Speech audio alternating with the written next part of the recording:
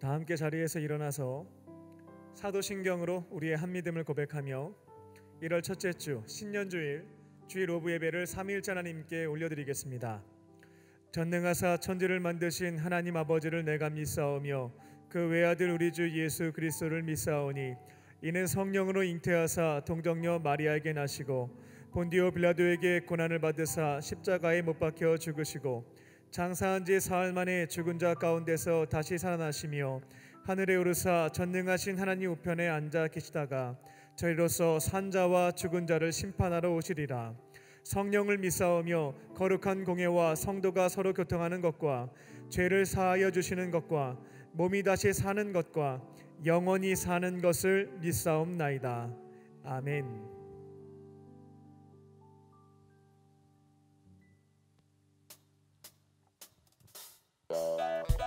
할렐루야. 2022년 우리들의 예배의 첫 번째 단어는 감사와 찬양입니다. 우리 하나님 앞에 그 감사를 가지고 찬양을 가지고 주님 앞에 나오는 귀한 시간이 되기를 소망합니다. 함께 노래합니다. 감사와 찬양 드리며 주 앞에 나아가세 크고 광대하신 주 이름 그의 성소에서 주를 찬양해 나팔 소리로 찬양하며 비파와 수금으로 복음이 있는 모든 자마다 온 마음 다해 주를 높이세 주의 선하신 인자하심이 주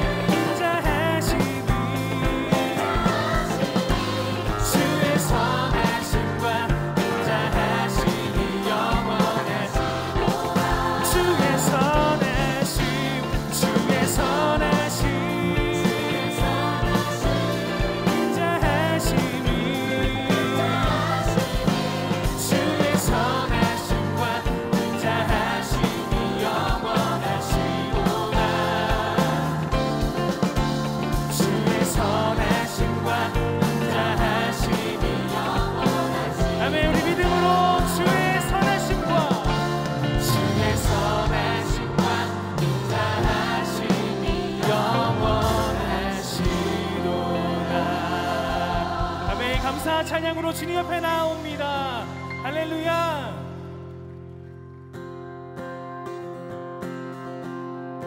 그 앞에 나와 어둠을 벗어버리리 주님의 사랑 나의 삶을 숨쉬게 하네. 그 앞에 나와 어둠을 벗어버리리 주님의 사랑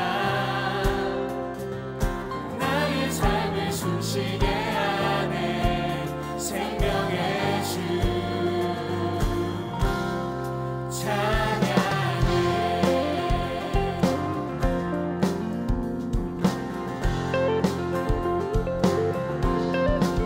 주님의 음성에 세상의 만물이 눈을 뜨네. 새 숨을 내쉬며 온전히 새로워지네. 생명의 온기가 온몸에 가득히 스며드네. 숨쉬는 모든 것 빛 대신 주께 나가네. 그 앞에 나와 어둠을 벗어버리리 주님의 사랑 나의 삶을 숨쉬게 하네. 그 앞에 나와 어둠을 벗어버리리 주님의 사랑 나의 삶을 숨쉬게 하네. 생명의 주 찬양해.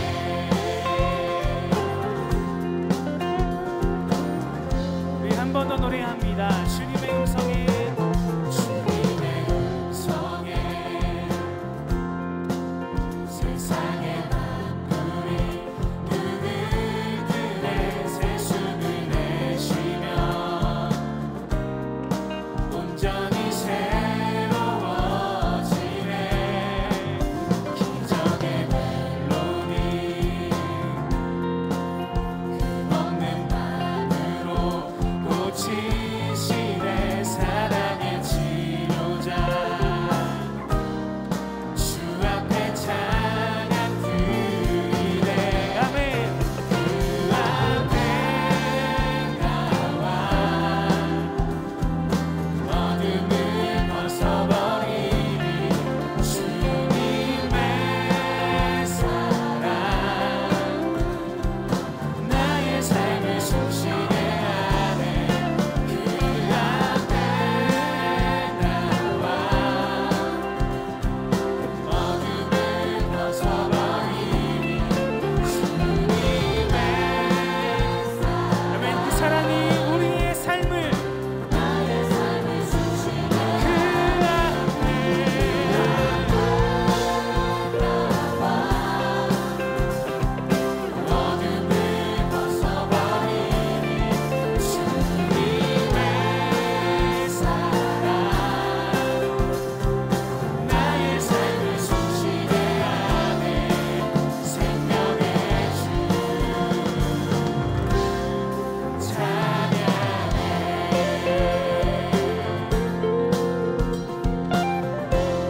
우리 모든 것 대신 주님께 감사의 박수 올려드립니다. 아멘.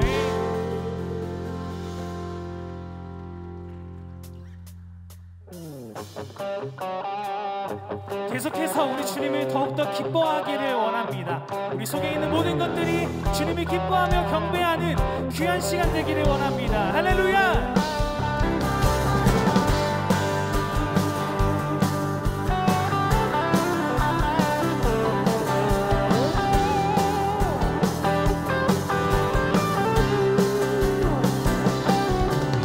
주가 지으신 주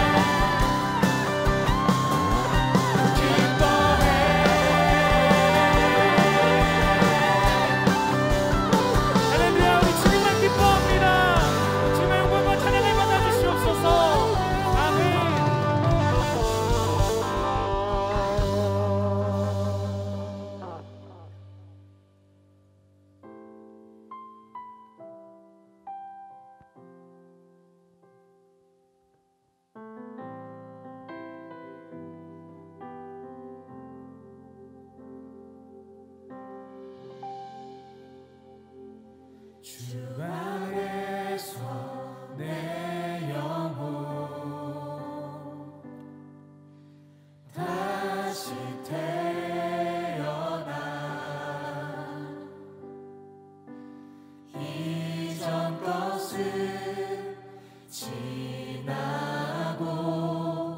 새롭게 됐네. 죄로움을 내 모습 예수와 함께 죽고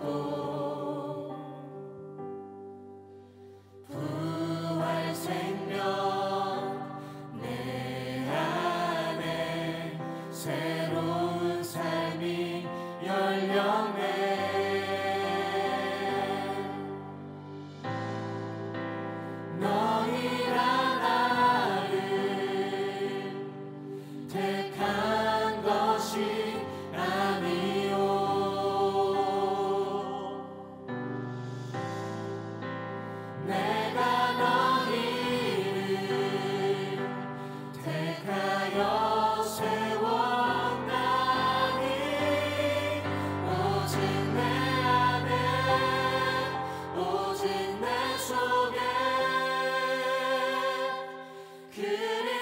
그리스도가 사네.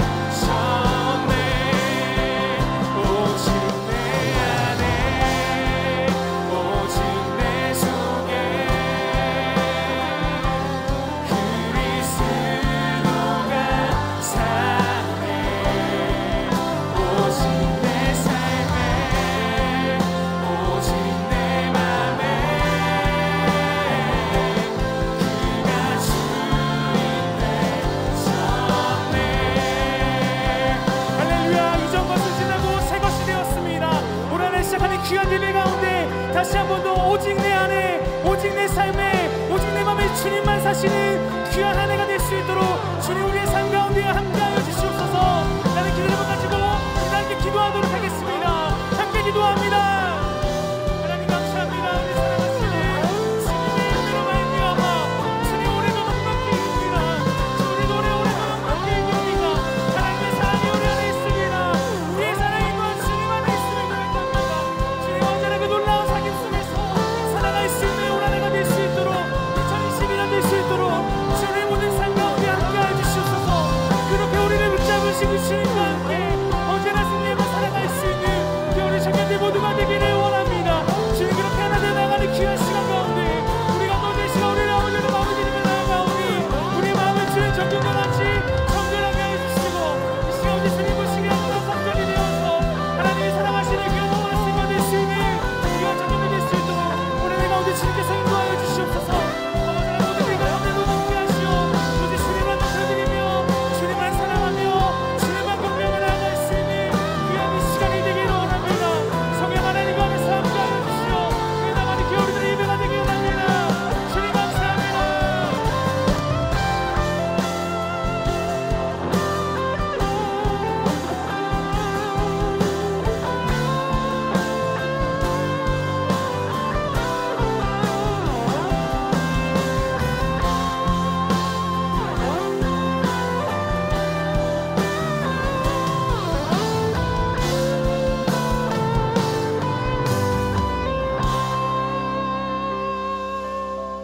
사랑과 은혜가 충만하신 하나님, 아름답고 복된 2022년 첫 주일을 허락하여 주시고 주님께서 허락하신 사랑과 은혜를 기억하고 기대하며 오늘도 안전하게 예배할 수 있게 허락하심에 감사를 드립니다.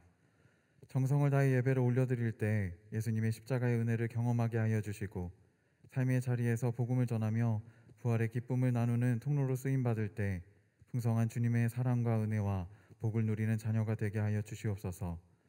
용서의 하나님, 한 주간 살면서 지은 모든 죄를 회개합니다. 주님의 섭리와 뜻을 믿고 인도하심에 순종하며 맡겨주신 사명을 정성을 다해 감당하겠다 고백하였지만 그 뜻과 고백을 잊고 외면하며 나의 주관에 따라 살아간 것을 회개합니다.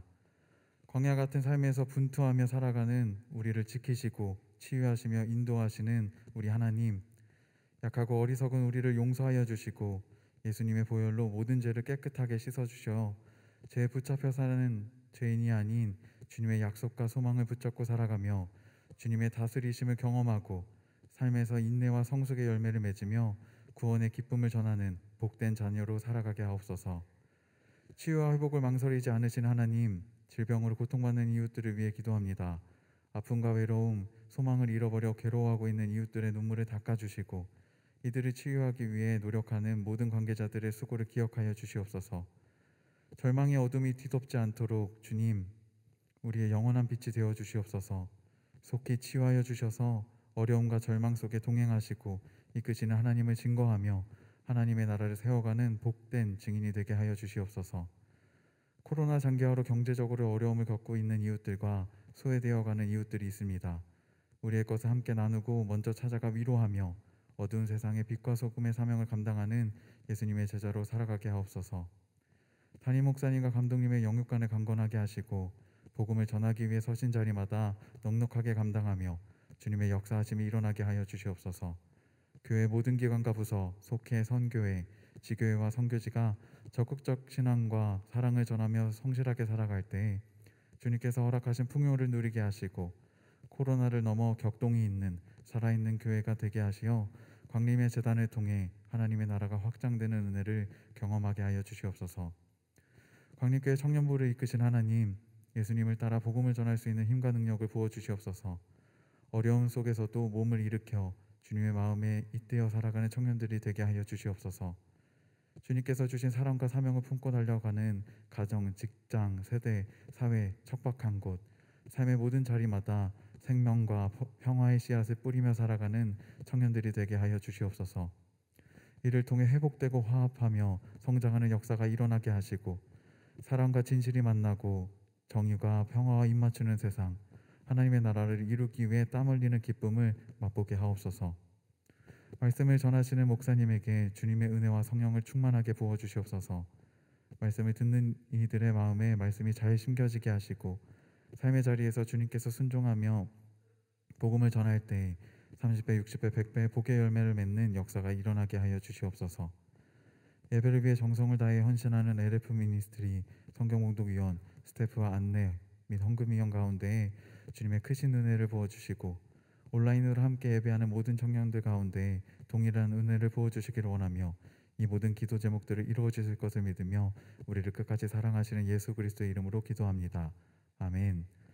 하늘에 계신 우리 아버지여, 이름이 거룩히 여김을 받으시오며 나라의 임하옵시며 뜻이 하늘에서 이루어진 것 같이 땅에서도 이루어지이다.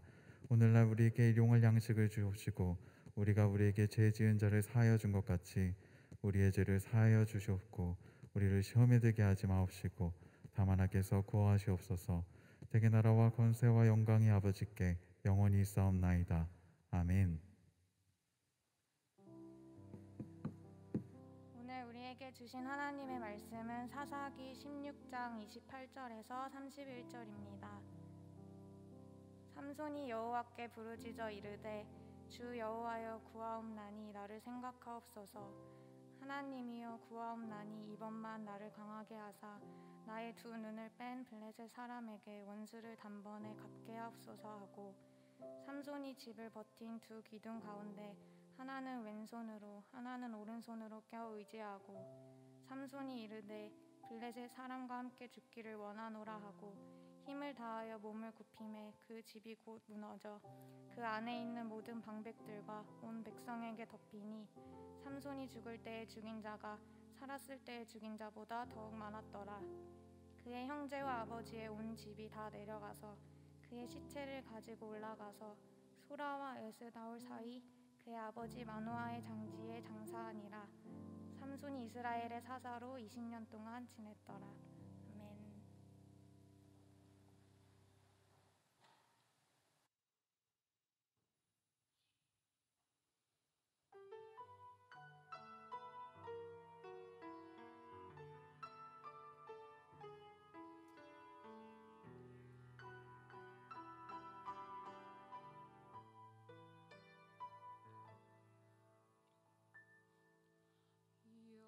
여호와는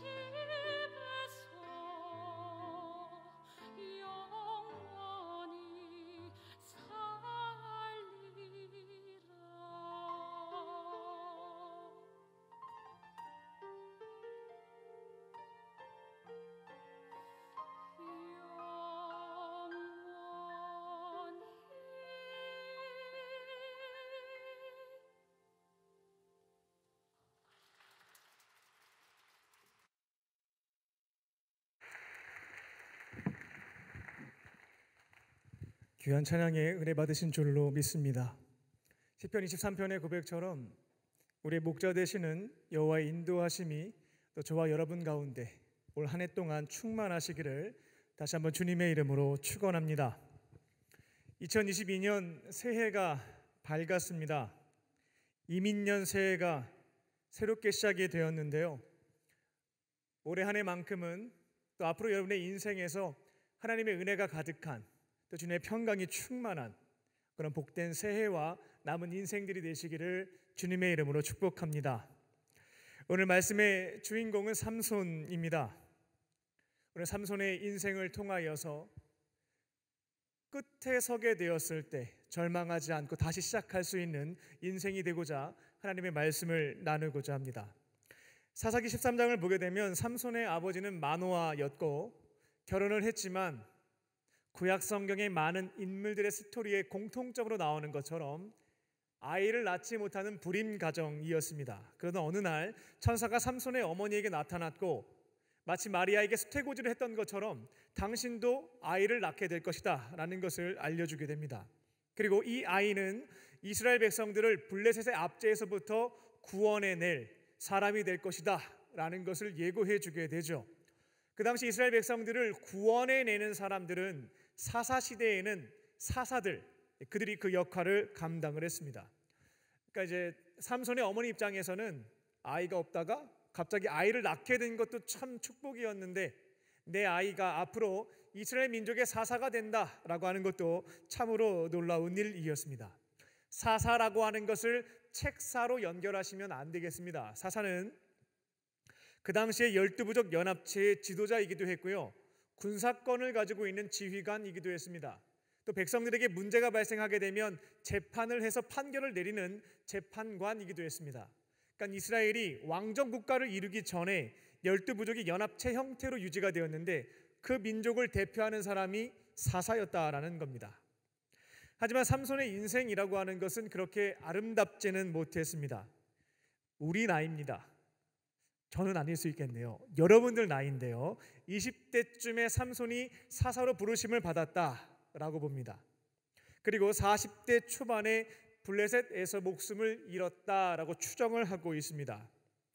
이른 나이에 삼손은 부르심을 받기는 했지만 그의 인생사를 사사기 13장부터 16장까지 보게 되면 그닥 훌륭한 모습을 찾기가 어렵습니다. 20년간 통치한 것 치고는 해온 일들과 업적이 그렇게 명예로운 것들이 많지 않았다라는 것입니다. 하나님은 삼손에게 우상을 숭배하고 성적으로 타락했던 블레셋 민족, 계속해서 이스라엘을 약탈했던 그 민족을 심판할 것을 그에게 사명으로 맡겨주셨지만 그의 인생사를 보게 되면 사사로서 어떻게 살았는가 평가해보면 반대로 살아왔음을 볼 수가 있습니다. 특별한 능력도 주셨고 지위도 허락해 주셨습니다만 그것을 가지고 블레셋을 심판하기는커녕 오히려 자신의 사리사욕, 자신의 정욕을 채우는 데만 급급했던 것이 이 젊은 사사였던 삼손이었습니다. 블레셋을 심판하라고 했더니만 블레셋 여인과 결혼을 하지는 않는가? 결혼 이후에는 2번의 동거를 블레셋 여인과 하기도 했습니다. 그렇게 하나님이 지위도 주셨고 능력도 주셨으면 이것은 사명을 감당하기 위한 도구지 내 정욕을 채우는 것들로 활용하면 안 되었습니다. 그렇게 사명을 위해서 주신 힘과 지위를 잘못 사용한 결과 하나님이 주신 복이라고 하는 것은 잘못 사용하게 되면 독이 되는 것을 볼 수가 있습니다. 이 사사 삼손이 대표적으로 그 모습을 보여주게 되는데요, 결국 복이 독이 되어서 그 인생이 파멸에 이르게 됩니다. 오늘 본문에 보게 되면 인생의 밑바닥, 가장 끝자리로 떨어지는 것을 볼 수가 있습니다. 오늘 본문의 내용이 바로 삼손이 사명을 내팽개치고 사리사욕을 위해서 살아갔을 때 그 인생의 결론이 결국 말로가 어떻게 되는지 기록하고 있는 부분입니다. 그는 적군에게 붙잡혀가서 2 눈이 다 뽑히게 됐습니다. 감옥에 갇혔고요, 놋줄로 감긴 상태에서 맷돌을 돌리는 신세가 되고 말았습니다. 블레셋 사람들은 이처럼 나약하고 비참한 상태에 놓여있는 삼손을 조롱하고자 자신들이 섬기는 다곤 신에게 제사를 드릴 때 삼손을 데려다 놓고 마치 서커스에서 이렇게 장기를 부리는 것처럼 조롱거리로 삼고자 여러 가지 일들을 시키게 됩니다. 조롱하고자 하는 마음에서 그를 불렀던 것입니다. 그러니까 이스라엘 민족의 대표 지도자였던 삼손에게 있어서는 굉장히 굴욕적이고 처량한 상황이었다라는 것입니다. 그는 민족의 지도자가 하나님이 아닌 다곤신이 숭배하는 곳에서 광대처럼 우스꽝스러운 모습으로 노래하고 춤을 추는 신세로 전락하고 말았다는 것입니다. 인생의 밑바닥에 서 있는 삼손입니다. 이제 그에게 남은 것은 아무것도 없습니다. 힘도 없고 능력도 없고 지위도 없습니다. 가지고 있었던 것은 다 사라져 버렸습니다. 또한 가족도 없고 함께 싸울 사람들도 없습니다. 지금 발생한 문제를 풀어나갈 수 있는 지혜도 없고 용기도 없습니다. 아픔 막막합니다. 이처럼 벼랑 끝에 서 있는 이 삼손. 하지만 그는 놀랍게도 그 끝에서부터 다시 인생을 시작하게 되었습니다. 오늘 이곳에 계신 형제 자매님 또 청년들 중에는 인생의 가장 밑바닥, 가장 끝자락에 머물고 계신 분들이 있을 겁니다. 나에게 있는 것은 아무것도 없고 내게 발생한 문제를 해결할 수 있는 지혜와 용기도 없고 막막하기만 한 것입니다. 그리고 지금은 비록 괜찮다 할지라도 2020년 한 해 동안에 절벽을 만나는 분들도 있을 겁니다. 도대체 어떻게 하라고 넘어설 수 없는 장애물에 직면하게 되는 분들도 계실 겁니다. 그때 오늘 주시는 말씀을 붙잡고 삼손과 같이 이 끝에서 좌절하거나 무너지지 않고 나와 함께 하시는 주님을 바라보고 의지하고 도우심에 힘입어서 끝에서부터 다시 시작하는 비상하는 우리 청년들 또 저와 여러분 되시기를 주님의 이름으로 축원합니다. 첫 번째로 회개는 변화의 시작입니다. 끝에서 새롭게 인생을 시작하고자 한다면 그 첫 번째 출발점은 회개입니다. 하나님의 사자는 삼손의 부모에게 앞으로 이 아이는 이스라엘 민족을 대표하는 사사가 될 것이다 라는 것을 알려주신 뒤에 나실인으로 구별할 것에 대해서 명령을 하게 됩니다. 여기서 나실인이라고 하는 것은 구별된 사람이라고 보시면 되겠습니다. 구별된 자로서 일정 기간 혹은 일평생을 하나님을 위해서 헌신하는 사람들, 이들을 나실인이라고 불렀습니다. 성경에 기록된 인물 중에 평생토록 나실인으로 살았던 사람이 있는데요, 바로 삼손과 사무엘과 레갑 자손과 신약 성경에는 세례 요한이 있습니다. 평생을 구별하여 그 삶을 헌신했던 사람들입니다. 이 나실인에게는 다른 사람들과는 달리 세 가지가 금지가 되어 있었습니다. 첫 번째는 포도나무에서 나는 소산물, 포도주가 됐든 독주가 되었든 금지가 되어 있었습니다. 그러니까 나실인으로 구별되게 되면 어떠한 술도 입에 대지 말아야 했습니다. 그들은 제사장처럼 청결과 절제를 유지해야 됐고 술 먹으면 정신이 흐릿해지죠. 맑은 정신으로 하나님께 헌신을 해야 됐습니다.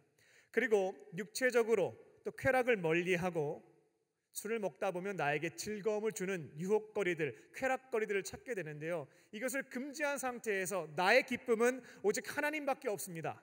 이것을 고백하며 사는 것이 나실인이었습니다. 두 번째로 금지가 되었던 것은 시체를 가까이 하면 안 됐습니다. 이 시체라고 하는 것은 죽어있는 몸을 가리키죠. 그리고 성경에서 이 죽음이라고 하는 것은 선행의 결과가 아니라 죄의 결과입니다. 죄를 지은 것에 대한 결과가 죽는 것이고 시체가 되는 것이거든요. 나실인이 시체를 가까이 하지 않았다, 가까이 하지 못하게 했던 것은 뭐냐면 너희들은 구별된 사람으로서 죄를 멀리해야 된다라는 의미를 갖고 있었습니다. 또 세 번째는 서원 기간 동안에 머리에 삭도를 대면 안 되었습니다. 그러니까 머리카락을 자르면 안 되었다는 것입니다. 그 당시에 머리카락이라고 하는 것은 피와 마찬가지로 생명을 상징했습니다. 그러니까 머리카락에 칼을 댄다라고 하는 건 뭐냐면 생명에 손을 대는 것과 같았다라는 거죠. 생명의 주인은 하나님이신데 감히 어떻게 그 생명을 내가 손을 댈 수가 있겠는가라는 의미가 있었습니다. 생명의 주관자는 하나님이십니다 라는 의미를 내포하고 있었습니다. 그 재미난 점은 여호와의 사자는 이 나실인이 지켜야 되는 세 가지 외에 삼손에게 한 가지를 더 명령했습니다. 뭐였냐면 부정한 음식을 먹어서는 안 된다 였습니다. 나실인으로 이 삼손이 지켜야 하는 것은 이 네 가지였습니다. 그는 일정 기간만 나실인이 아니었고요, 평생 나실인이었기 때문에 어머님으로부터 듣게 된 이 네 가지 규정을 반드시 지켜야 하는 것이 삼손이었습니다. 또한 삼손은 하나님의 선택받은 이스라엘 백성이었기 때문에 신명기에 기록되어 있는 하나님이 모세를 통해 주신 율법도 철저하게 지켜야 됐습니다. 특별히 그 시대에 삼손에게 요구되었던 것 중에 중요한 계명은 뭐였냐면 이 성적으로 타락한 이 블레셋과의 혼인을 하지 않는 것이었습니다. 삼손은 블레셋을 심판해야 되겠는데 민족의 대표가 블레셋 여인과 결혼하게 되면 이게 혼인 관계가 됐으니까 상호 조약을 맺어야죠. 어떻게 심판하고 벌을 내릴 수가 있겠습니까? 근데 삼손은 이것들 하나도 지키지 않았습니다. 신경 쓰지 않았다라는 것이었습니다. 그는 하나님을 인정하지 않았고요, 자신에게 주어진 권력과 힘이 있었기 때문에 자기가 하고 싶은 대로 자신이 만들어 놓은 선악에 대한 규정에 따라 살았습니다. 내가 옳게 여기는 것이 선이고 내가 싫어하는 것이 악이다, 이곳에 따라서 살았던 것이 삼손이었습니다. 하나님께서 명령하신 5가지 중에서 한 양심은 있어서 하나는 지켰고요, 4가지를 지키지 않았습니다. 포도나무와 접촉을 했고 죽은 시체를 만졌습니다. 죽은 시체에 있었던 부정한 음식 꿀을 먹기도 했고요, 또 이방인 여인과 사랑에 빠져서 결혼을 했고 그의 결혼을 실패하게 되죠. 블레셋에 몸파는 여인과 2번에 걸쳐서 동거하게 됩니다. 참으로 이상한 점, 삼손은 딱 한 가지인데요, 머리에 삭도를 대지 않는 것에 대해서만큼은 마지막 순간을 제외하고 철저하게 지킨 것을 볼 수가 있습니다. 하나님은 비록 삼손이 교만해져서 마치 자기가 하나님이 된 것 마냥 제멋대로 살고 있었지만 그래도 5가지 중에 하나는 지켰죠. 아주 작은 그 믿음의 불씨를 보시고 끝까지 포기하지 않고 삼손을 붙잡아 주신 것을 우리가 볼 수가 있습니다. 사사기 13장 25절입니다. 삼손이 살았던 소라라고 하는 지역은 블레셋 등과 굉장히 가까운 곳에 있었습니다. 하나님은 블레셋을 심판하시고자 사사 삼손에게 처음으로 사명을 주시게 되는데요, 하나님의 영이 임하시고 그 인도하심에 따라 블레셋 땅으로 가게 되었던 겁니다. 딥나에 갔죠. 블레셋에 가서 이제 해야 될 일은 그 땅을 심판하는 것이었는데 황당한 일을 벌이게 됩니다. 심판하러 가서 자기 할 역할은 하지 않고 그곳에 있는 여인에게 한눈에 눈에 반해가지고 결혼을 하게 되었다는 것입니다. 그 당시 블레셋 여인들은 치장이 굉장히 화려했다라고 해요. 이스라엘 민족보다 꾸미는 것에 있어서 굉장히 앞서갔던 것이 블레셋이었다라고 합니다. 그러니까 겉모습이 너무나 예쁘고 아름다우니까 거기에 현혹이 되었던 것입니다. 매력을 느끼고 심판의 대상을 사랑의 대상으로 바꾸어서 결혼을 한 것입니다. 당연히 부모님은 강하게 반대를 했습니다. 이스라엘 민족을 대표하는 사사가 심판의 사명을 갖고 있는 너가 어떻게 율법을 어기고 가나안 여인 블레셋 사람과 결혼할 수 있겠는가 말리셨지만 삼손은 듣지 않았습니다. 하나님을 무시하는 사람이 부모님의 말씀과 조언 같은 것 들을 게 뭐가 있었겠습니까? 결국 정욕에 불타올랐고 결혼을 강행하게 되었습니다. 그 결과 문제가 생겨서 블레셋 사람 30명을 죽이게 되었고 농장도 불태워 버렸습니다. 이로 인해서 전쟁도 발생하게 되죠. 그때 나귀의 턱뼈로 블레셋 사람 1000명을 무찌르게 됩니다. 그 이후에 사사기 16장을 보게 되면 결혼에 실패하게 되었지만 결국 여인이 죽게 되거든요. 장인도 살해당하게 되고요. 하지만 그는 가사에 있는 몸파는 여인과 블레셋 여인과 사랑에 빠졌고 사사기 16장 4절을 보게 되면 소래골짜기에 살고 있었던 몸파는 여인 드릴라와 또다시 사랑에 빠져서 동거를 했습니다. 그리고 드릴라의 배신으로 인하여 머리카락이 잘린 채 이제 블레셋에 포로로 잡혀가서 감옥에 갇히는 신세가 되고 말았습니다. 삼손이 이제 모든 것을 다 잃게 됐습니다. 두 눈도 뽑혔고 가지고 있는 힘과 능력도 없었고 사랑하는 사람들도 없었습니다. 내 힘으로 이 문제를 풀어갈 수도 없게 되었고 주신 사명을 이루어가는 것은 도무지 할 수 없는 역할이 되고 말았습니다. 하나님 앞에서 이제 인정할 수밖에 없는 처지에 놓인 겁니다. 주님, 저는 실제로 정말로 할 수 있는 게 아무것도 없습니다. 그리고 지나온 제 삶을 되돌아봤을 때 저는 주님 앞에 죄밖에 지은 것이 없습니다. 이 점을 인정하고 회개하게 되었을 때 그는 살아계신 하나님을 다시 만나게 되었고 능력이 힘입어서 사명을 감당할 수 있게 되었습니다. 하지만 오늘 본문을 읽어보게 되면 삼손이 진정 회개했는가? 라는 질문이 생기실 수가 있겠습니다. 오히려 자신을 공격한, 두 눈을 뽑아버린 이 블레셋 사람들을 보복하기 위해서 다시금 힘을 달라고 간구하고 있는 것은 아니겠는가? 라고 지적하시는 분들도 있습니다. 만약 삼손이 하나님 앞에서 회개하지 않고요, 복수심에 타올라서 힘과 능력을 구한 것이라면, 그래서 3,000명의 블레셋 사람들을 죽인 것이었다라고 한다면 히브리서 11장에 삼손의 이름은 기록되지 못했을 것입니다. 히브리서 11장을 보게 되면 구약 성경의 인물들 중에서 하나님의 사명을 감당한 명예의 전당에 기록된 사람들의 이름이 쭉 나열되어 있는데 놀랍게도 거기에 삼손이라는 이름이 기록되어 있습니다. 그가 진정 회개했고 도우심을 구함으로 주신 능력으로 사명을 감당했기에 명예의 전당에 있는 것이지, 단순히 복수심에 불타서 이 일을 행했다면 그 이름은 없었을 것입니다.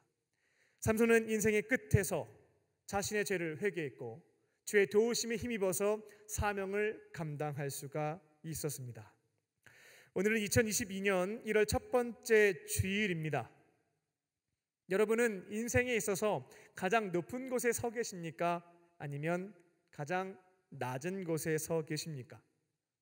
가장 위에 올라가셨습니까? 아니면 밑바닥에 떨어져 계십니까?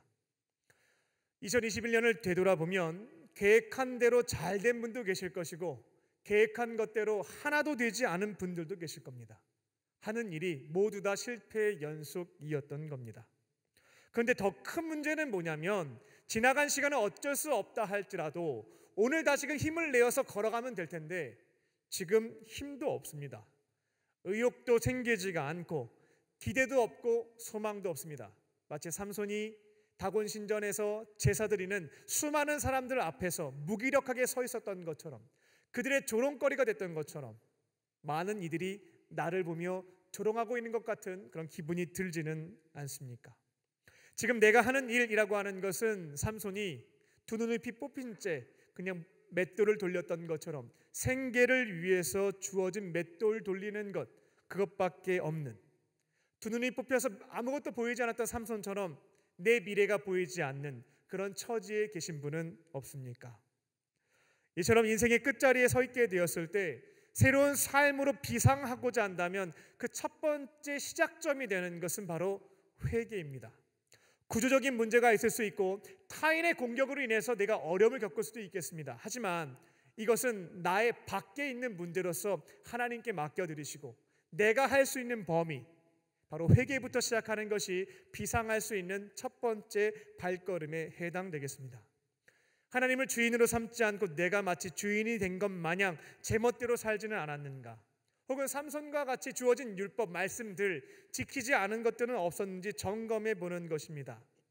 부모님이 그에게 이것은 잘못된 일이라고 얘기했을 때 한 귀로 듣고 한 귀로 흘렸던 것처럼 나도 내 주변에 있는 이들이 수도 없이 말하고 있었는데 듣지 않고 흘렸던 부분은 없는지 점검해 보는 겁니다.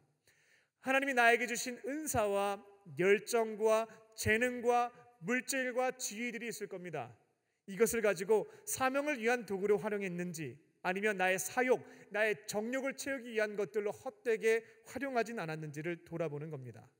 그렇게 성령께서 책망하시는 나의 죄를 회개할 때에 끝에서부터 다시금 시작할 수 있는 줄로 믿습니다.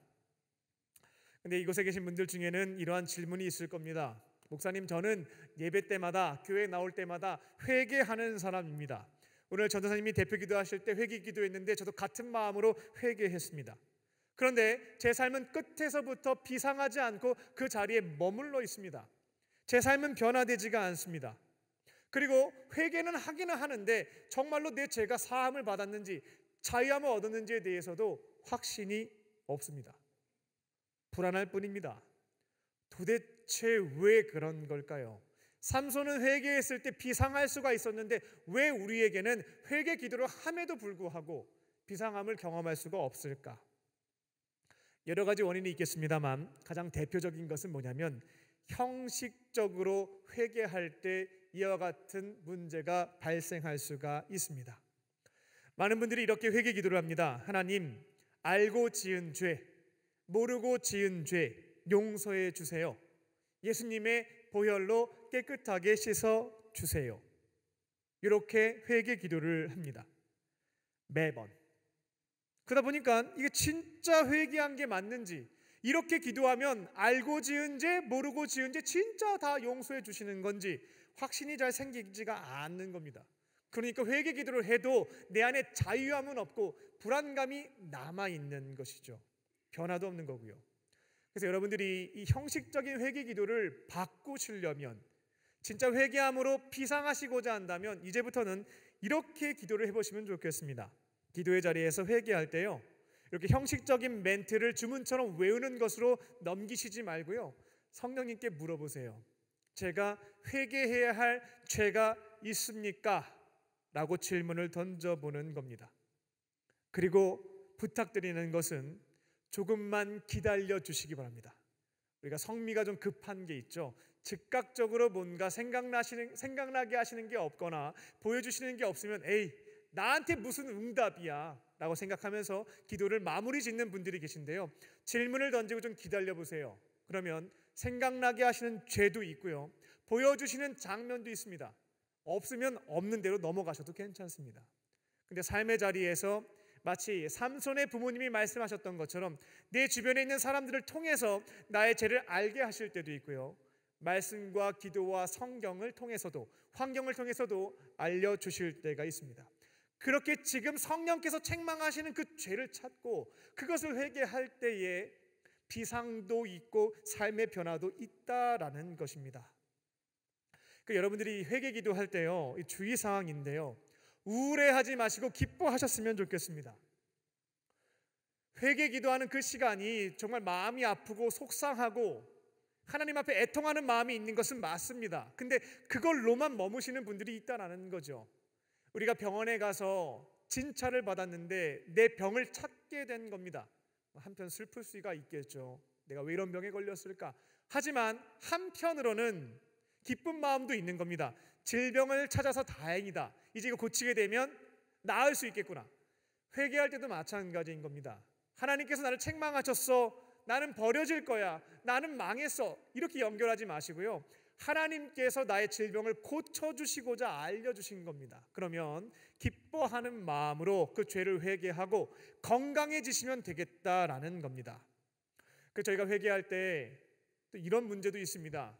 사회생활을 하거나 가정생활을 할 때 내가 잘못을 하게 되면 주변 사람들이 굉장히 나쁜 시선으로 날 바라보게 되죠.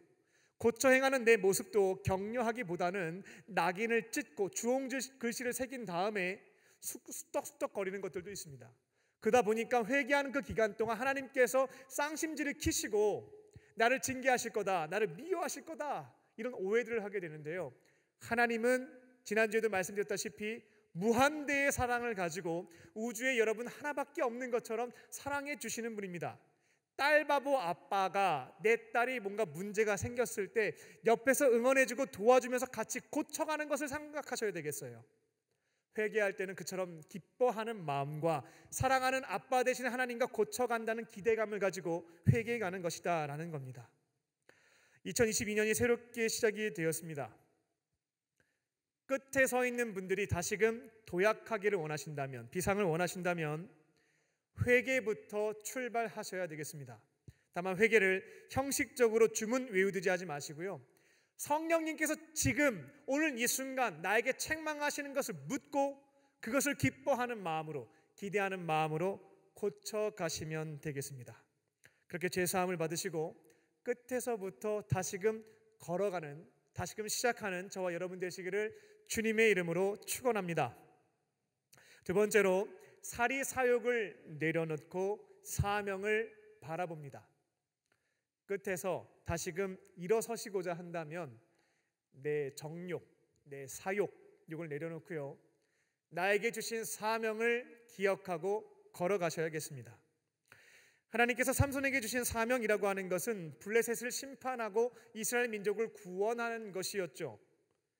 하지만 그의 인생에 있어서 사명이라고 하는 것은 중요한 주제가 되지 못했습니다.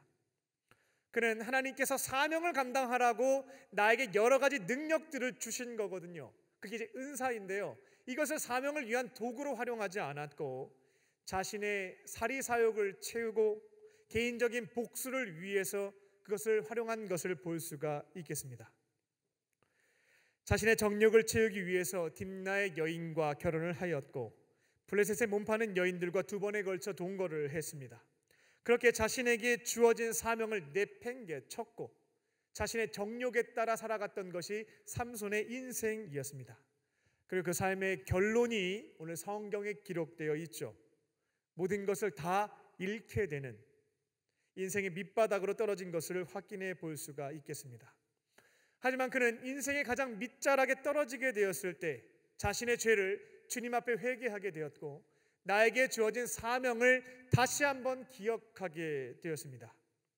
이제는 아무런 힘과 능력이 없는 삼손이었지만 나의 사명을 다시금 기억하고 주의 도우심을 구하게 되었을 때 하나님께서는 능력을 주셔서 주신 사명을 이루어갈 수 있도록 도와주셨습니다.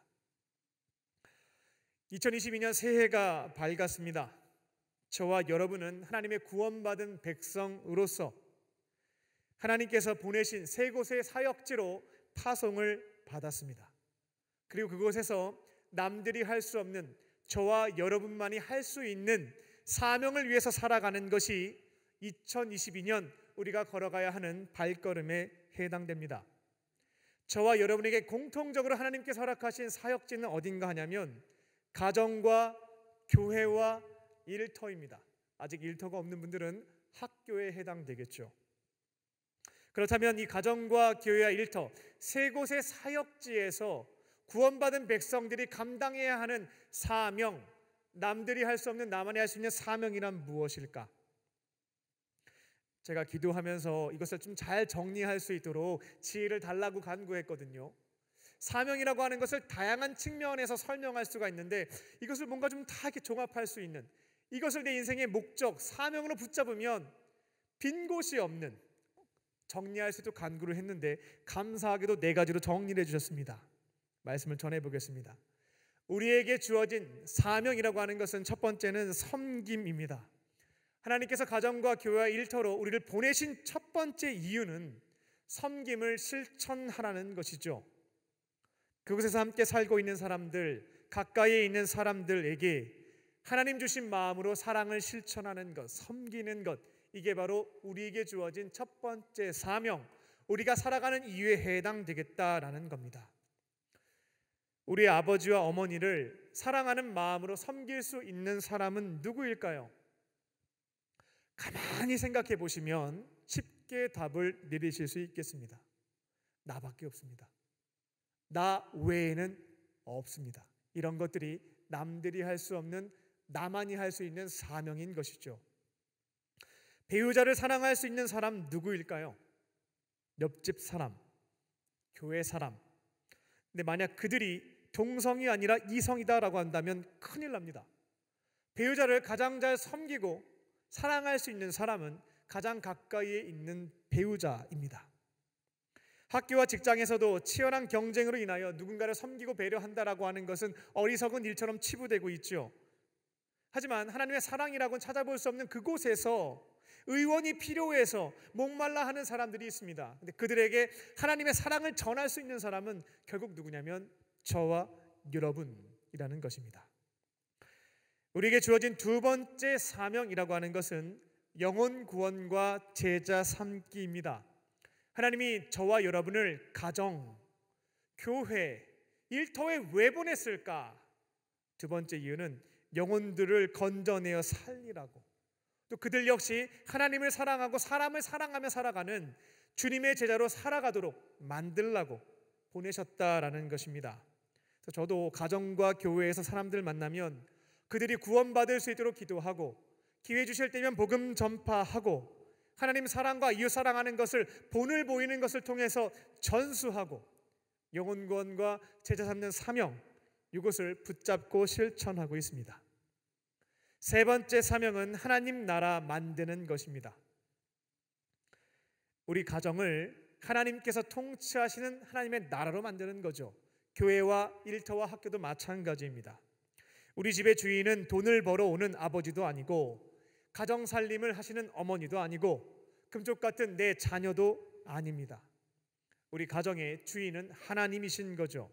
그래서 온 식구가 하나님께서 선하시게 여기시는 것들을 같이 하고 하나님이 악하시게 여기는 것들을 줄여가고 그렇게 우리 가정을 하나님께서 통치하시는 하나님의 나라로 만들어가는 것입니다. 교회와 일터도 마찬가지인 거죠. 하나님이 통치하시는 하나님의 사랑과 정의가 실현되는 곳으로 조금씩 만들어가는 것이 사탄이 왕노릇하고 있는 이곳을 하나님이 통치하신 천국으로 세워가는 것이 우리에게 주어진 세 번째 사명이다라는 겁니다. 마지막 네 번째는 하나님의 영광입니다. 하나님의 영광을 드러내기 위해서 우리를 그곳에 보내셨다라는 거죠. 가정과 교회와 일터에서 나의 삶을 통하여 하나님께서 영광 받으실 수 있도록 이게 바로 네 번째 사명에 해당됩니다. 특히나 믿지 않는 가족들과 이웃들, 교우들 그리고 직장에 있는 사람들과 만날 때면 나의 삶을 통해서 하나님 영광 가리지 않고 받으실 수 있도록 더 성실하게 맡겨진 역할들을 감당해 가는 것입니다. 저에겐 두 아들이 있습니다. 초등학교 3학년, 초등학교 1학년인데요. 가끔씩 이런 얘기를 두 아들에게 해줍니다. 하나님이 너희들에게 맡겨주신 사역지는 학교니까 학생의 역할을 성실하게 감당하는 것을 통해서 믿지 않는 선생님과 믿지 않는 친구들에게 하나님 영광 받으실 수 있도록 그렇게 하나님의 영광을 드러내야 한다라고 하는 것을 가르쳐 줍니다. 반대로 하나님 영광 가리는 것들은 줄여가야 한다라고 교훈하기도 합니다. 가정뿐만 아니라 교회와 일터에서도 마찬가지입니다. 나의 삶을 통하여 믿지 않는 사람들에게 하나님 영광 받으실 수 있도록 우리의 착한 행실을 통하여 그들로 하여금 하나님 영광 받으시도록 하는 것이 우리에게 주어진 네 번째 사명이다라는 겁니다.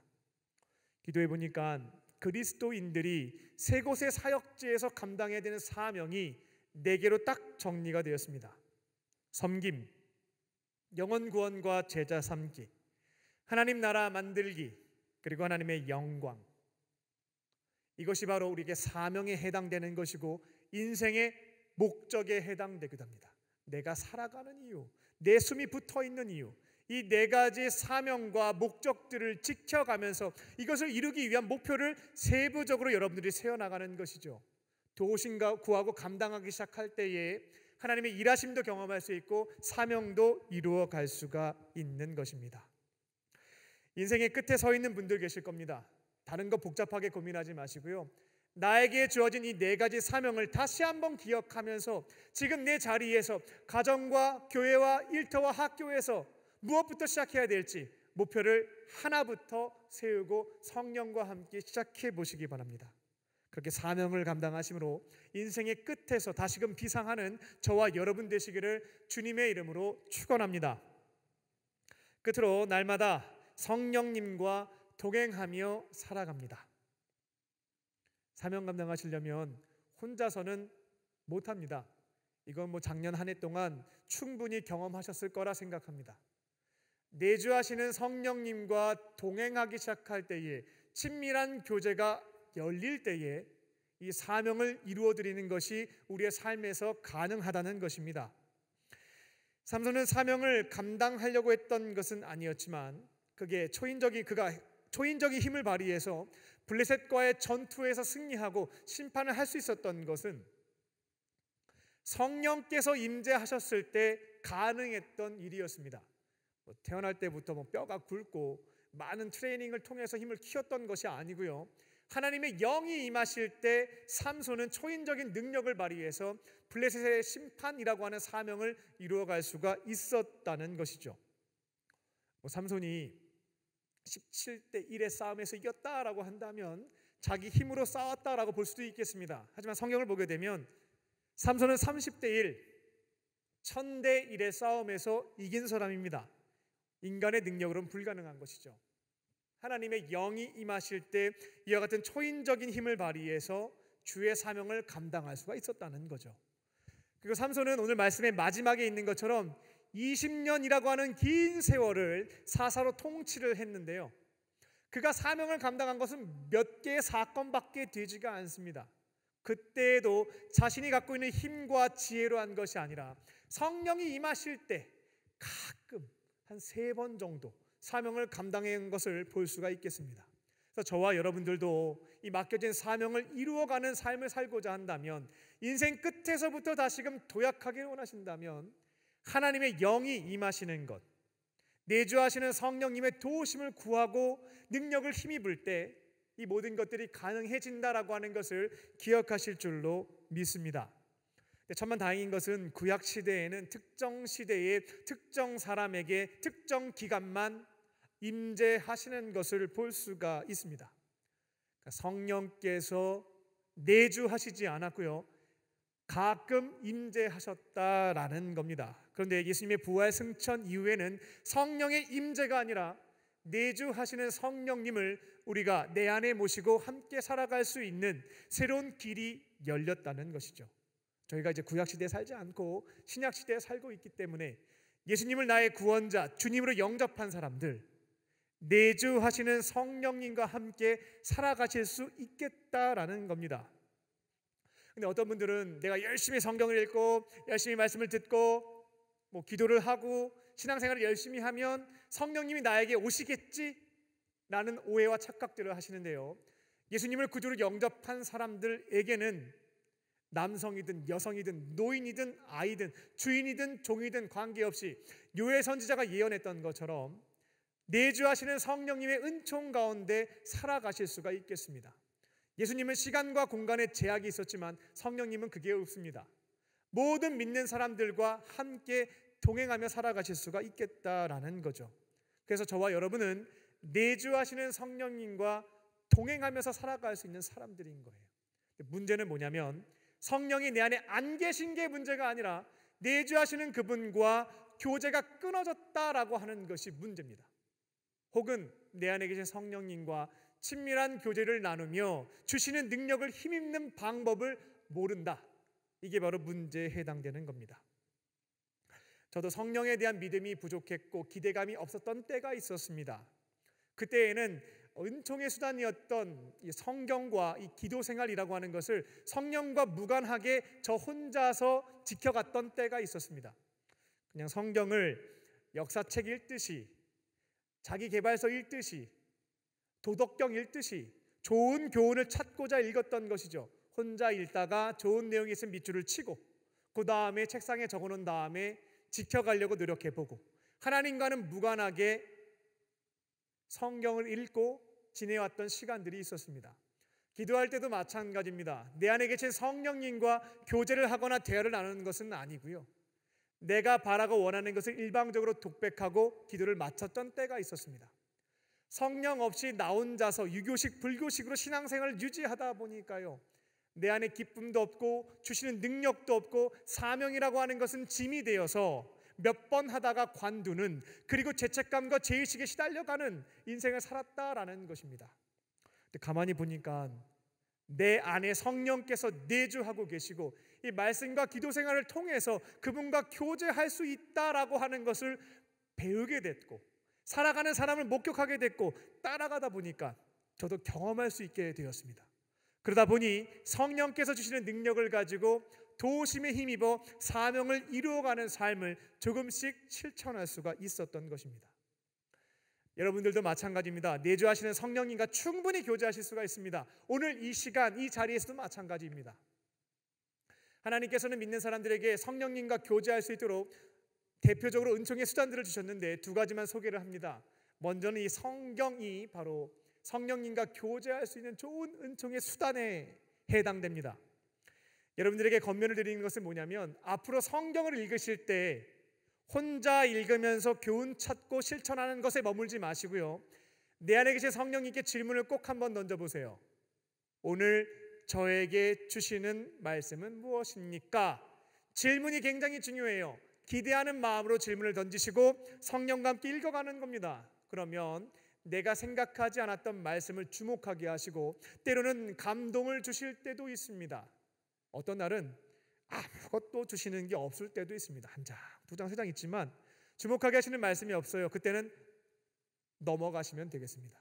하지만 내가 읽었던 그 말씀을 성령께서는 필요한 때에 생각나게 하셔서 그 말씀대로 살아갈 수 있도록 인도하시는 것도 경험할 수 있으니까 오늘 주시는 말씀이 특별히 없다 하여 실족하실 필요는 없겠습니다.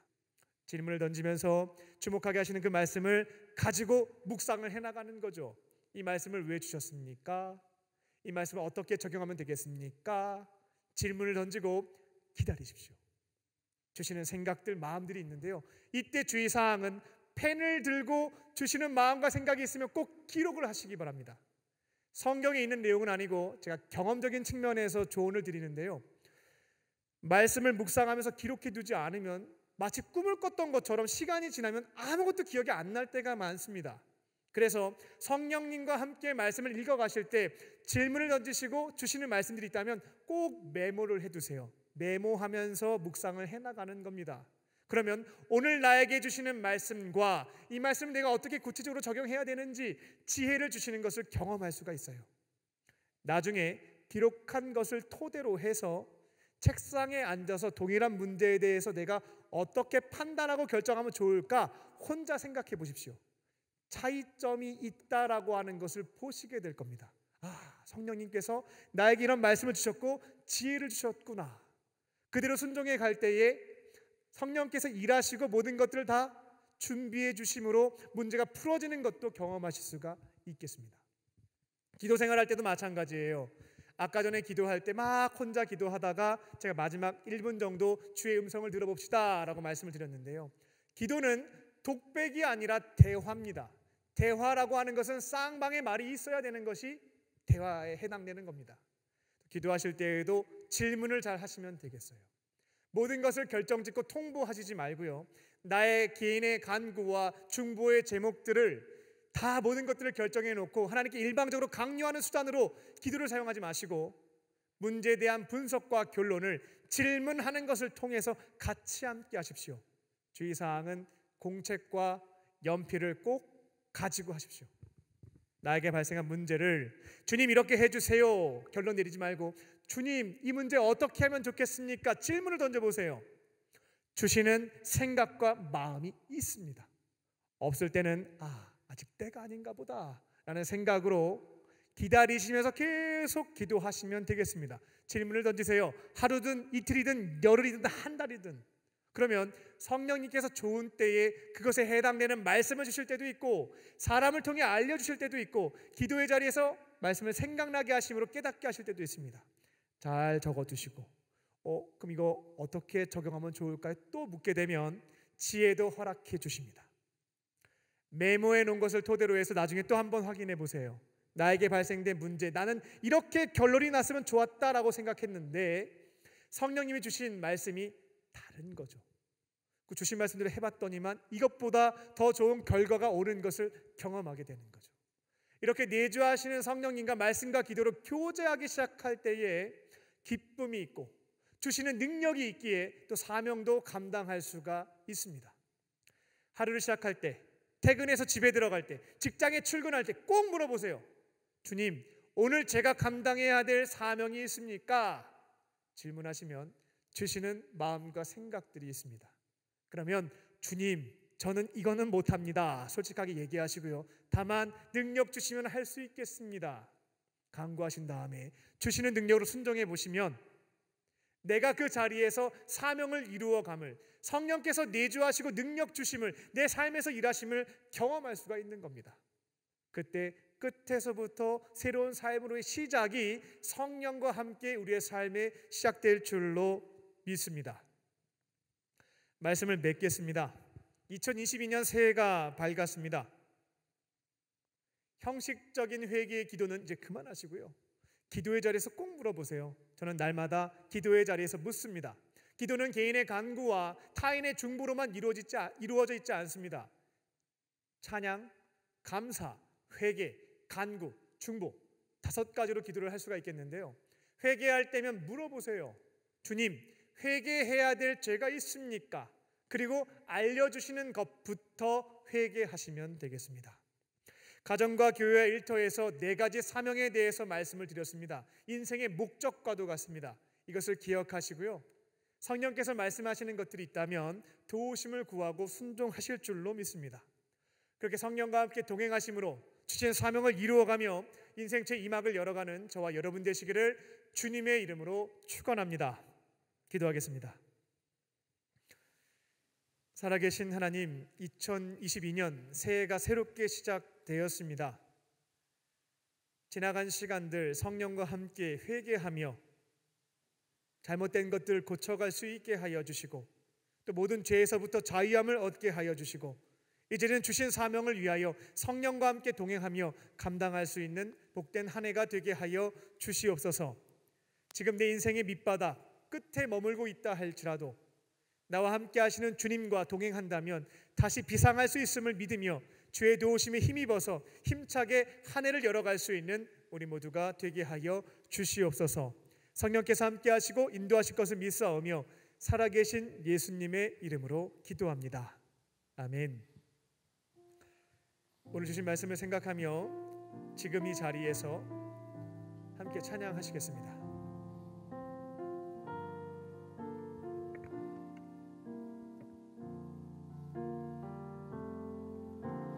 둘러봐도 보이지 않고 막혀버린 삶의 현실을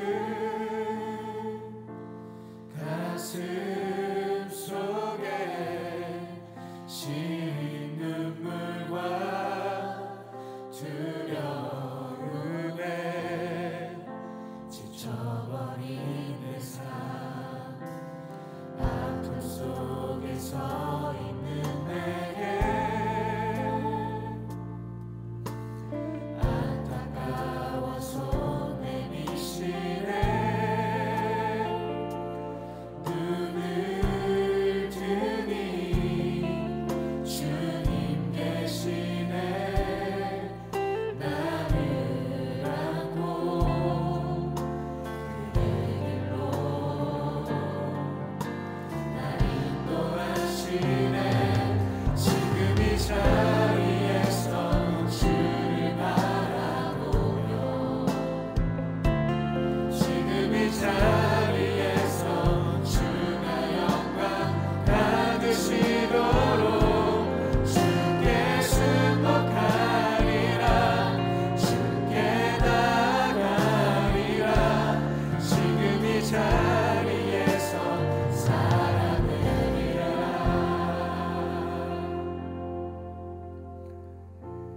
이 시간 각자에게 주신 말씀 붙잡고 다 함께 기도하겠습니다.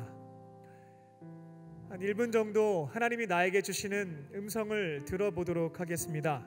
설교 말씀을 기억하려고 너무 노력하지 마시고요, 주님 저에게 말씀해 주세요 라는 기대함을 가지고 침묵하며 기다려 보겠습니다. 생각나게 하시는 말씀, 보여주시는 장면, 들려주시는 음성을 차분히 들어보시면 되겠습니다. 1분간 침묵하며 주의 음성을 듣겠습니다.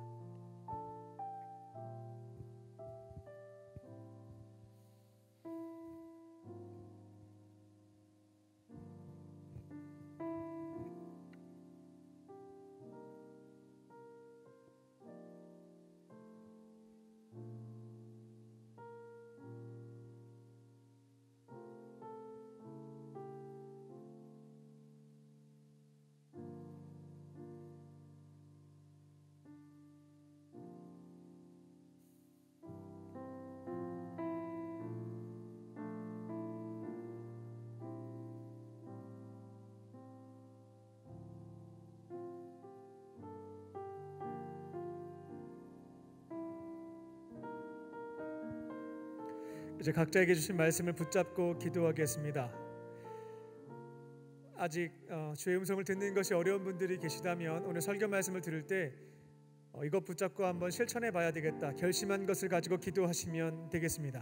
이 시간 각자에게 주신 레마의 말씀을 붙잡고 이 시간 합심하여 주 앞에 기도하겠습니다. 살아계신 아버지 하나님, 주께서 주신 말씀을 붙잡고 또 한 주의 삶을 살아가고자 합니다.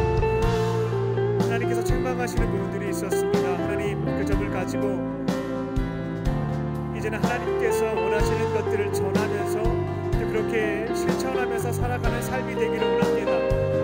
내 곁에 있는 이들에게 주의 말씀으로 격려하는 삶이 될 수 있게 하여 주시고, 함께 기도하면서 기대하는 바와 그 소망하는 것들을 전할 수 있는 그런 목회 여정이 되기를 원합니다. 하나님, 그러나 나의 생각과 주관이 앞서 나갈 때가 있는데 하나님 그때마다 하나님의 마음과 심정으로 그 상황과 사람을 바라볼 수 있게 하여 주시고, 내가 가지고 있는 경험과 내가 가지고 있는 생각보다 하나님이 원하시는 것들로 전할 수 있는 그런 목회가 되게 하여 주시옵소서. 아버지 하나님, 오늘 주신 말씀을 붙잡고 저도 다시 한번 2022년 비상하고자 합니다. 책망하시는 죄가 있을 때면 겸손하게 인정하며 회개할 수 있게 하여 주시고, 주께서 말씀하시는 것들이 있다면 도우심을 구하고 순종할 수 있게 하여 주시옵소서. 내주하시는 성령님과의 교제가 끊어지지 않게 하여 주시고, 친밀하게 교제 나누면서 하나님 주시는 능력을 가지고 또 담대함을 가지고 또 지혜와 능력을 가지고 말씀하시는 것들을 오늘 이뤄드릴 수 있는 한 해가 되기를 원합니다. 하나님께서 허락하신 그 기간 동안 존재 사명을 위해 살아갈 수 있게 하여 주시고, 사명자들에게 모든 것들을 더해주시는 주의 은총으로 경험하며 살아갈 수 있게 하여 주시옵소서. 이곳에 있는 모든 자들에게도 인생에 가장 중요한 것이 주의 사명을 인기로 보게 되시게 도와주시고, 함께 이루어가는 것을 통하여서 그 사명을 이뤄갈 수 있는 삶이 수 있도록 성령께서 역사하여 주시옵소서. 주님, 살아계신 아버지 하나님, 2022년 새로운 새해가 시작되었습니다. 나의 자리에서 회개의 제목들을 주 앞에 간구할 때에 성령께서 책망하시는 것들을 겸손하게 인정하게 하여 주시고, 또 도우심을 구하며 회개할 때에 입술로 자백하는 것을 그치지 않고 나의 삶이 변화될 수 있게 하여 주셔서 온전한 회개를 이루게 하여 주시고, 주신 사명을 위해서 성령과 함께 동행하며 살아갈 때에 2021년은 끝에 있었지만 2022년에는 새롭게 도약할 수 있는 한 해가 될 수 있도록 은혜 베풀어 주시옵소서. 내주하시는 성령님이 나와 함께 하심을 이해하는 것을 넘어서 믿을 수 있게 하여 주시고, 이제는 그 믿음을 가지고 말씀과 기도로 교제할 때에 주시는 은혜와 사랑과 능력과 또 사명을 붙잡고 순종함으로 주님께서 나에게 주신 남들이 할 수 없는 나만이 할 수 있는 그 사명들을 이루어갈 수 있는 한 해가 되게 하여 주시옵소서.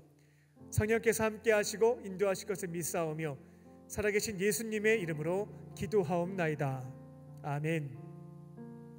우리 말씀을 주신 주님께 감사의 박수를 올려드리겠습니다.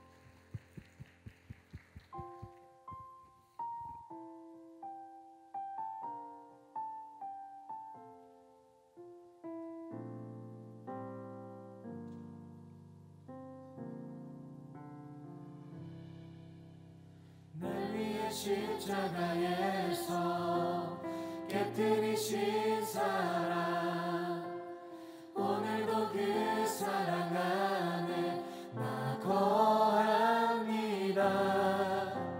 주님의 생명 내 안에 있고 주님의 사랑 날 강건하니 나 오늘도 주께 내 삶을 깨뜨립니다.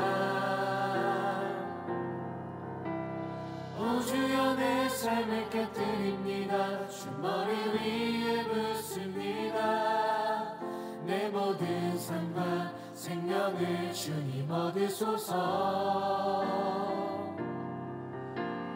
오 주여 내 삶을 깨뜨립니다. 주 머리 위에 붓습니다. 주님께라면 아깝지 않습니다. 십자가에서 깨뜨리신 사랑, 오늘도 그 사랑 안에 나 거합니다. 주님의 생명 내 안에 있고 주님의 사랑 날 강건하니 나 오늘도 주께 내 삶을 깨뜨립니다.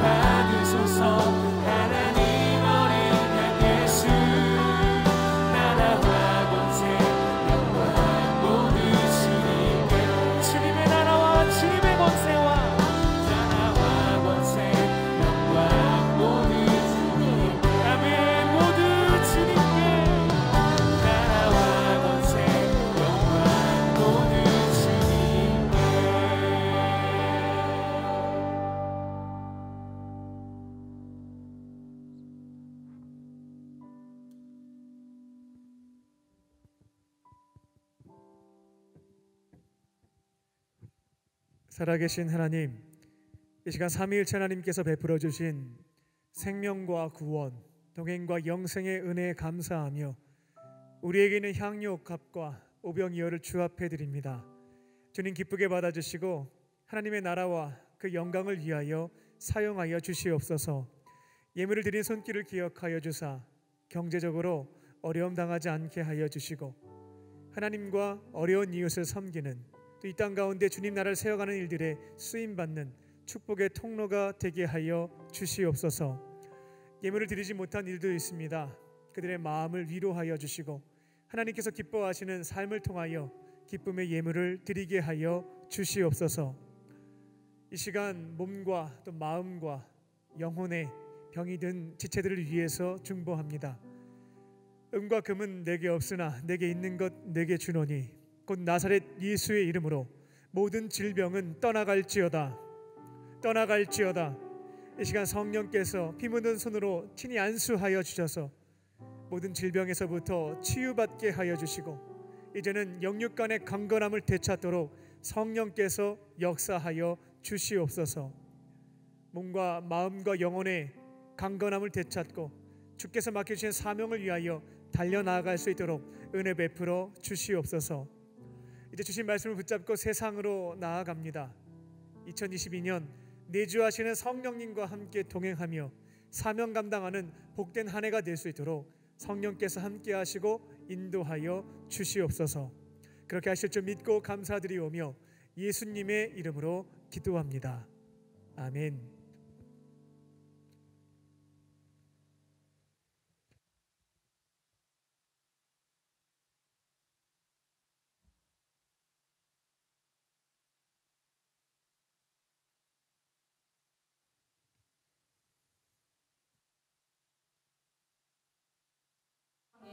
빛으로 오신 그 예수님을 닮아서 그 예수님의 빛을 다시 세상으로 비춰주는 반사판의 역할을 그걸 다 진행하시는 분도 하나님이시다. 그리고 그거를 우리는 보는 과정이다.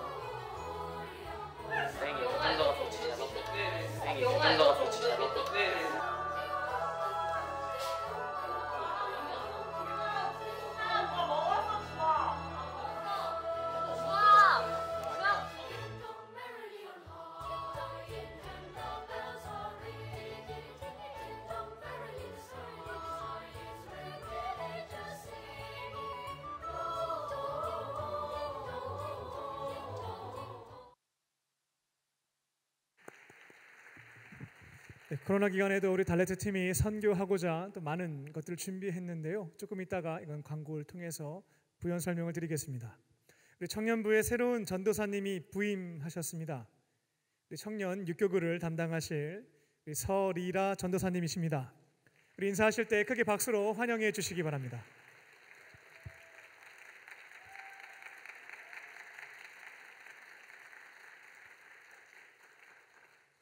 네, 자리로 돌아가시면 되겠습니다.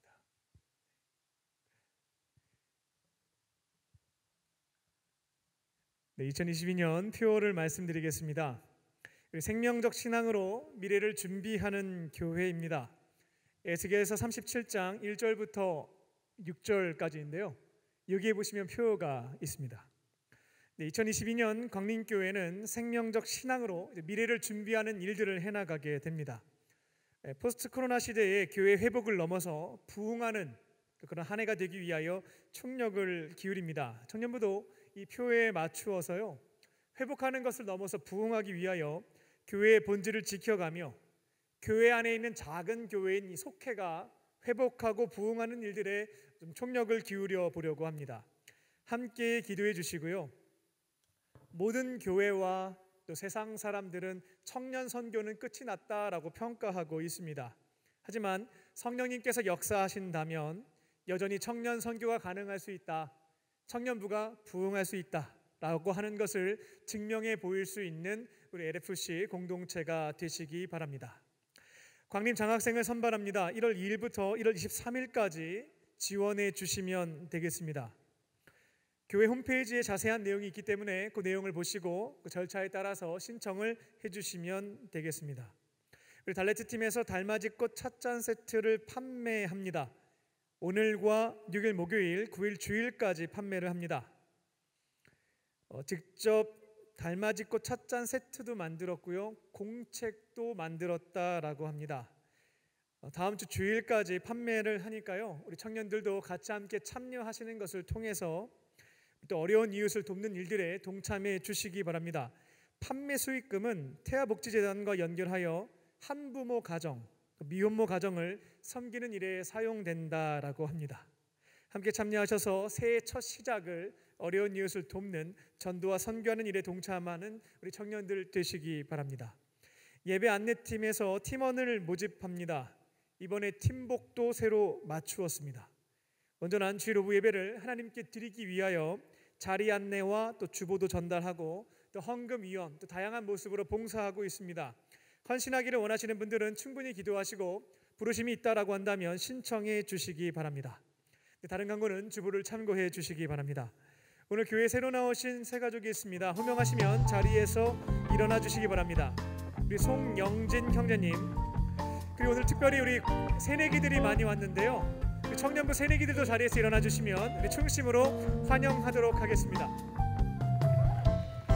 나의 사랑, 나의 사랑, 나의 자녀, 너의 하나님 여호와 내 맘에 계시니 너를 구원하셨네. 나의 사랑, 나의 자녀, 너의 이름 언제나 기억하고 계시니 주의 영광으로 가득 채우리라. 우리 박수하며 축복하겠습니다. 네, 잠깐 자리에 일어나 계실까요? 네, 기도하겠습니다. 살아계신 하나님, 오늘 이곳에 주님께서 사랑하시는 우리 형제님과 자매님과 우리 새내기들을 보내주시니 감사합니다. 다양한 계기로 교회에 찾아왔지만 이 마음을 주시고 발걸음을 인도해 주신 분은 하나님이신 줄로 믿습니다. 아버지 하나님의 품으로 또 믿음의 공동체로 돌아왔사오니 예배의 자리에서 주님의 임재와 은혜를 경험할 수 있게 하시고 세상이 줄 수도 없고 알 수도 없는 참된 평안과 기쁨을 누리게 하여 주시옵소서. 앞으로는 외롭게 혼자 사는 것이 아니라 예수님과 함께 믿음의 형제 자매들과 함께 행복하게 살게 하여 주시옵소서. 그렇게 하실 줄 믿고 감사드리오며 예수님의 이름으로 기도합니다. 아멘. 우리 뜨겁게 박수로 환영하겠습니다. 우리 시간도 함께 자리에 일어나셔서 결단하는 마음으로 찬양하겠습니다.